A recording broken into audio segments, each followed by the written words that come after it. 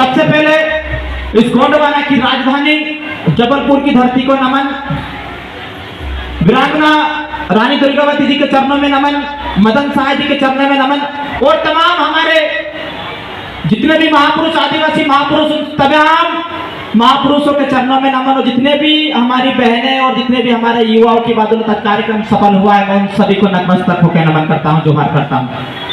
साथियों,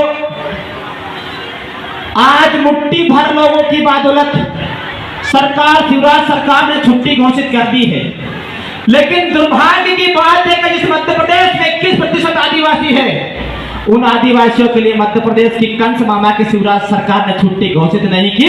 मैं इस मंच के माध्यम से शिवराज मामा को कहना चाहता हूं, तुमने आदिवासियों के लिए छुट्टी घोषित नहीं की, हम तुम्हारी छुट्टी घोषित कर रहे हैं 2023 में।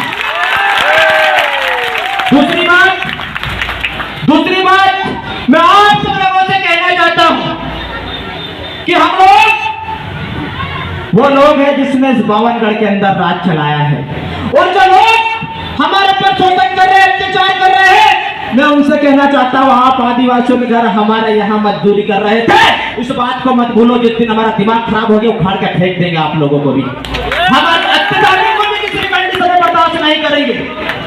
और एक और शेर याद आया, मैं आप लोगों को बोल दूं कि 4 दिन बाज के ना उड़ने से आसमान कबूतरों का नहीं होता, कि 4 दिन बाज के ना उड़ने से आसमान कबूतरों का नहीं होता। मैं दावे के साथ कहना चाहता हूं, कल भी ये देश आदिवासियों का था और आज भी ये देश आदिवासियों का है।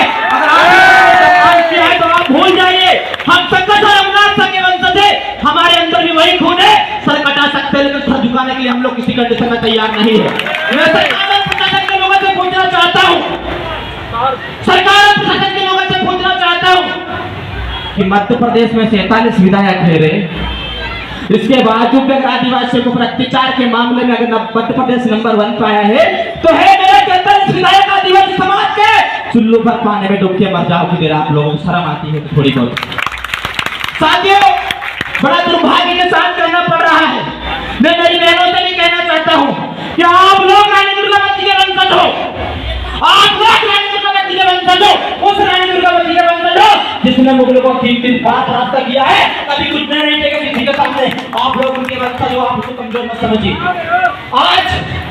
आज देखा जाए तो हम लोग नाच गाने तक सीमित रह जाते हैं, लेकिन मैं आप लोगों से पूछना चाहता हूं कि विश्व आदिवासी दिवस मनाने का उद्देश्य क्या है। मैं आप लोगों से पूछने का हाथ उठा के बताइए, क्या उद्देश्य विश्व आदिवासी दिवस मनाने का है? क्या पता? 10% लोगों को पता होगा। यही कारण है कि हम लोग नाच कूद के घर चले जाते हैं, असल जो बात होती है उस बात को भूल जाते हैं। संयुक्त राष्ट्र की पहली बार 1982 में बैठक हुई और उसमें चिंतन मंथन किया गया, आदिवासियों के ऊपर अत्याचार किया किस प्रकार से कम किया जाए, आदिवासियों के मौलिक अधिकार को किस प्रकार से जिंदा रखा जाए।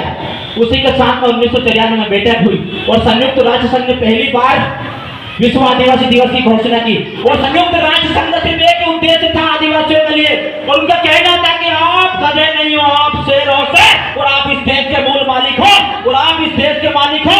ये जमीन तुम्हारी है, जंगल तुम्हारा है, देश में पहला तुम्हारा है, ये संयुक्त राष्ट्र ने बोला था। मध्य प्रदेश के कंस मामा ने चीते लाए थे, पता है आपको? लाया था चीते कुल तो पता नहीं कहां से लेके आया था। और मीडिया के तमाम जो मीडिया के साथी बैठे हैं, अगर बोलूंगा तो शायद बुरा लगेगा, लेकिन हमारी समाज की बहन बेटियों की बात है, बोलूंगा। जब मामा ने चीते लेकर आए, मोदी ने चीते लेकर आए, तो वहां से जहां से चीते लेकर आए वहां तक कूनों तक खबर चलाई, मामा ने चीते लाए, मोदी ने चीते लाए, चीता ने खाना नहीं खाया। तो क्यों खाना नहीं खाया? तो चीते आज ये भी कर रहे हैं, तो क्यों नहीं कर रहे हैं?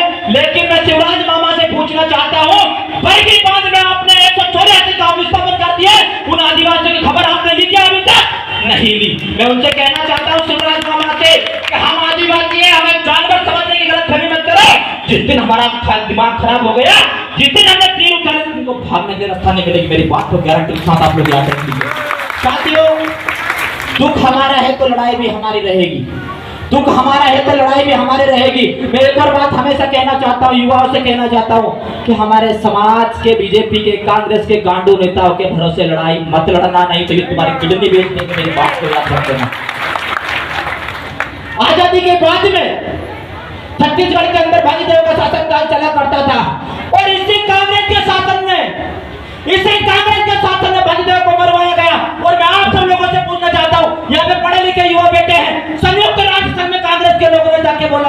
के अंदर आदिवासी नहीं रहता।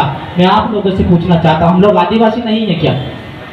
आदिवासी नहीं है क्या? अरे कांग्रेस और बीजेपी के लोगों को बोला कि मध्य प्रदेश में बड़ा करोड़ आदिवासी रहते हैं और गलती से अगर हम भारत के अंदर ठीक भी कर दे तो बाढ़ आने की संभावना लगती है, बाढ़ आने की संभावना लगती है। तो सभी साथियों को जोहार, जिंदाबाद, जय आदिवासी। लेकिन जिस प्रकार से यहाँ पे पूरी व्यवस्था होनी चाहिए थी, और मेरा एक ही सिद्धांत रहता है हमेशा कि हमारे लिए कोई नेता नहीं है, हमारे लिए सारे लोग हमारे भाई है। और ये सारे लोग ये बासी पूरी खाकर बसों में भरा भरा के ठूस ठूस कर लाए हुए लोग नहीं है। ये समाज के हक अधिकार की लड़ाई लड़ने के लिए यहाँ पे आए हैं। इनके हक में बात होनी चाहिए, इनके अधिकारों के लिए बात होनी चाहिए, इनके मान सम्मान के लिए बात होनी चाहिए। मैं मेरी बहनों से भी यहाँ से समाज के माध्यम से कहकर जाना चाहता हूँ, अपने पास में दराती रखिए। कोई भेड़िया अगर आप उठाने की कोशिश करे तो रानी दुर्गावती की तरह गर्दन काट दीजिए, हम संभाल लेंगे जो भी होगा। मणिपुर वाली घटना हम लोग दोहराने नहीं देंगे। और यदि मैं जो भी लोग हैं जो आदिवासी महिलाओं को गलत निगाह रखते हैं, मैं उनसे कहना चाहता हूं कि हमारे अंदर वो खून है, हमारे अंदर वो जज्बा है। हमने अंग्रेजों को नहीं झेला, ये काले भाजपा के अंदर क्या चीज है भाई? बताओ मुझे, हमारे राजा महाराजा ने अंग्रेजों को झेला क्या? चट्टी में भारत के अंदर से दौड़ाया था अंग्रेजों को, और 70% लड़ाई हमारे राजा महाराजा ने देश के लिए लड़ी थी। आप सब लोग इस बात को जानते हैं। मैं कहना चाहता हूँ हमारी बहनों को गलत निगाह में उठा के देखने वाले लोगों को कहना चाहता हूँ, हमारे अंदर भी वही खून। अगर किसी ने हमारी बहन बेटे को रोड पे दौड़ाने की कोशिश की, हमारी बहन बेटे को गलत निगाह से देखने की, हमारे बहन बेटे को बलात्कार करने की कोशिश की, तो हम जिंदा जलाने की तुमको क्षमता रखते हैं। इस बात को ध्यान रखना। दूसरी बात, मेरा भाषण देने का काम नहीं रहता है। आप सब लोग पहचानते, मुझे नेता बनने का कोई शौक नहीं। मेरी नजर में नेता गांडू है। मैं क्रांतिकारी बनना चाहता हूँ और हमारे महापुरुषों के बनाए हुए रास्ते पर चलना चाहता हूँ। मैं युवाओं से कहना चाहता हूँ, आपके ऊपर बहुत बड़ी जिम्मेदारी है। इस समाज को अगर बचाना है तो आपको आगे आना पड़ेगा। नेताओं के भरोसे नहीं लड़ाई लड़ सकते। युवा, आप इस समाज के भगवान हो और आपको इस समाज की सब कुछ दुख दर्द को देखना है, इसलिए युवा कमर कस ले। मैं इसलिए एक बात युवाओं के लिए कहना चाहता हूँ कि संघर्ष के साये में असली आजादी पलती है, कि संघर्ष के साये में असली आजादी पलती है। जिस ओर जवानी चलती है उस ओर जमाना चलता है, जिस ओर जवानी चलती है उस ओर जमाना चलना है। आपको साबित करना है कि जमाना को किस ओर लेके चलना है। लेकिन हम किसी भी कंडीशन में हमारे बहन बेटे के ऊपर, हमारे समाज के ऊपर अत्याचार बर्दाश्त नहीं करेंगे। मैं एक और बात बोलना चाह रहा हूँ आप सब लोगों से कि जब तक हम लोग सुप्रीम कोर्ट की गाइडलाइन है 2011 की, जो आदिवासी अपने आप को आदिवासी नहीं मानता वो किसी भी कंडीशन में आदिवासी नहीं है। और आदिवासी तो क्या, उसको किसी प्रकार से चुनाव लड़ने का भी कोई अधिकार नहीं। मैं आपसे पूछना चाहता हूँ, अगर हमारे धर्म संस्कृति, हमारे रीति रिवाज, हमारे टोटम, हमारे गोत्र अगर जिंदा रहेंगे तो हमारी समाज जिंदा रहेगी। मैं हमेशा युवाओं से कहना चाहता हूँ कि हम जिंदा रहे ना रहे, लेकिन समाज जिंदा रहना चाहिए। ये समाज जिंदा रहना चाहिए, समाज के अधिकार जिंदा रहना चाहिए, हमारी बहन बेटी सुरक्षित रहनी चाहिए। एक और बात मैं विशेषकर को आप सब लोगों को बताना चाहता हूँ कि हम लोग यहाँ से सिर्फ विश्व आदिवासी दिवस मनाने के लिए यहाँ पे नहीं आए हैं। हम लोग सरकार और प्रशासन को चेतावनी देना चाहते हैं। 2023 में भाजपा के गुंडों ने जिस प्रकार से हमारी बहनों को नंगा करके रोड पे घुमाया है, हम उनको इस प्रकार से दौड़ाएंगे मध्य प्रदेश के अंदर की कभी सत्ता में बैठने नहीं देंगे उन लोगों को। आप लोग कसम खा के जाइए। दूसरी बात, आपकी बासी पूरी, आपकी बसों में भरा भरा के जाने की आदत बंद कर दो। यही लोग हम लोग कार्यक्रम में जाते हैं और यही लोग हमारी बहन बेटे के ऊपर अत्याचार करते हैं। तो आप लोगों को कसम खा के यहाँ से जाना है कि जो हमारे समाज के ऊपर अत्याचार करेगा हम उसके कार्यक्रम में जाएंगे तो नहीं, उसके तरफ देखेंगे भी नहीं। आप चाहे कितना ही पता करोड़पति क्यों ना हो, ये बात आप सब लोगों को स्मरण करके जाना है। मैं आप सभी का बहुत बहुत धन्यवाद देना चाहता हूँ, तमाम युवाओं को देना चाहता हूँ। इस बरगी विधानसभा के अंदर लगभग 1,05,000 आदिवासी वोट है। मैं कहना चाहता हूँ दूसरे लोगों से, कुर्सी खाली करो, आदिवासी विधायक हम बनाने जा रहे हैं 2023 में। कुर्सी खाली करो, तैयारी करो, हम लोग आ रहे हैं। मुट्ठी भर लोग हमारे ऊपर शासन करते हैं, मुट्ठी भर लोग हमारे ऊपर शासन करते हैं। हम उन सभी का सम्मान करते हैं, हम किसी जाति के, किसी धर्म के खिलाफ नहीं जाते। लेकिन अगर हमारे साथ गलत होगा तो हम चुप नहीं बैठेंगे, ईंट सीट बजा कर देंगे सरकार को। तुम्हारी इस बात को याद रखना।